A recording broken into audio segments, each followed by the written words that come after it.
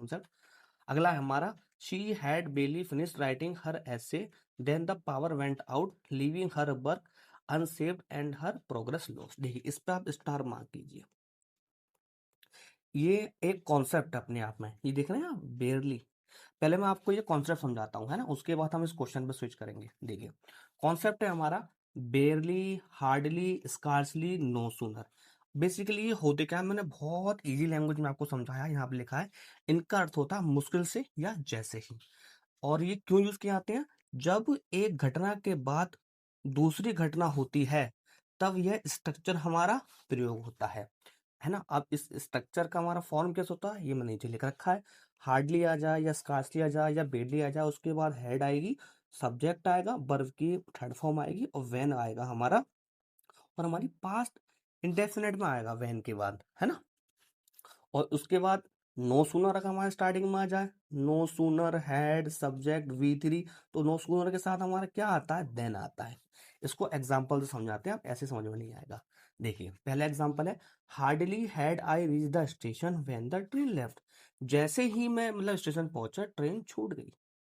मतलब कि यहाँ पर क्या लिखा है, एक घटना के बाद तुरंत दूसरी घटना होती है, समझ रहे हैं ना। मैं जैसे स्टेशन पहुंचा ट्रेन छूट गई, तो यहाँ पर देखिए हार्डली, और हार्डली के साथ क्या आया, वैन। तो ये जो स्ट्रक्चर चलता है ना, हार्डली वैन, तो ये ही हमारा एग्जाम में बार बार पूछा जाता है। अगला एग्जांपल समझिए, barely had she entered the room. जैसे ही या मुश्किल से उसने जैसे ही कमरे में एंटर किया, बेरली के साथ क्या आ गया, वैन। एवरीवन स्टार्टेड क्लैपिंग, लोगों ने तालियां बजानी शुरू कर दी। अगला example, scarcely had the meeting began when the fire alarm rang. जैसे ही यह मुश्किल से हमारी जो पार्टी स्टार्ट हुई थी ना, और उसके तुरंत बाद क्या हुआ, हमारा फायर अलार्म बजना शुरू हो गया था भाई। ठीक है।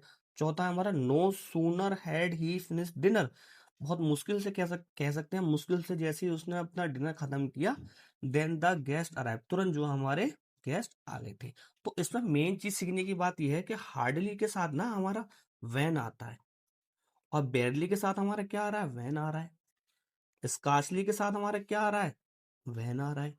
लेकिन नो सूनर के साथ हमारा क्या आता है भैया, भैया देन आता है। तो इसमें कॉन्सेप्ट यही था। कभी कभी हमारे एग्जाम में क्या करेगा, हार्डली के साथ भाई मेरे देन दे देगा, बेरली के साथ देन दे देगा, और नो सूनर के साथ वैन दे देगा। तो ये स्ट्रक्चर लगते हैं। ठीक है। अब हम क्वेश्चन पे चलते हैं। क्वेश्चन है हमारा, she had barely finished writing her essay. उसने मुश्किल से ही अपना ऐसे जो है लिखना खत्म किया था। देन देखिए ये पकड़ा गया है यहाँ पर, देन। भाई तुम देन क्या कर रहे हो, यहाँ पर क्या आएगा हमारा, बताओ बताओ बताओ। यहाँ पर आएगा हमारा, बेरली के सामने क्या लिखा था, वैन। तो यहाँ पर आएगा हमारा वैन। ठीक है। तो इसमें एरर हुआ हमारा सेकंड पार्ट में। आई होप ये कॉन्सेप्ट आप बहुत अच्छे से समझे होंगे।